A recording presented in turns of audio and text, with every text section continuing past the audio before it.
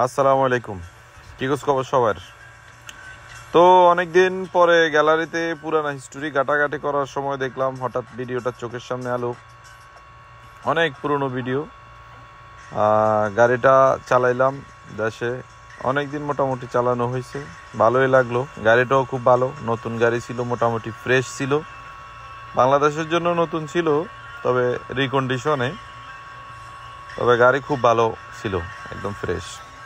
যাই হোক, এত ছোট্ট একটা মানুষ এত বড় একটা গাড়ি চালাচ্ছি, সবে আল্লাহর রহমত, বাকিটা সবার দোয়া।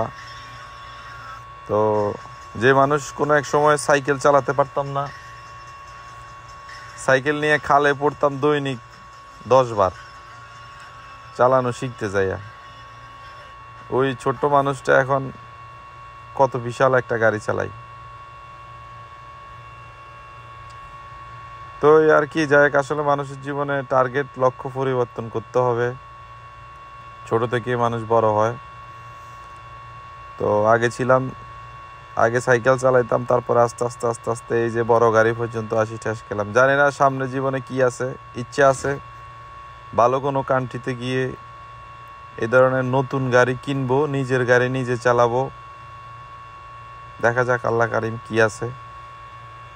আমার সাথে অবশ্যই একটা পার্টনার আছে, ও যদি যায় আমার সাথে তাহলে একটা চেষ্টা করবো আর কি। তো ইতিমধ্যে অনেকে জেনে গেছেন আমার পার্টনারটা কে, বাকিটা নাম আর বললাম না, ইতিহাস হিসেবে থাকে। ভিডিওটা আসলে অনেক লং হয়ে গেছে, অনেক লং করা উদ্দেশ্য ছিল যেটা বাইরের কান্ট্রিতে পাঠানোর কথা ছিল, বাইরের একটা কান্ট্রিতে দেখানোর জন্য।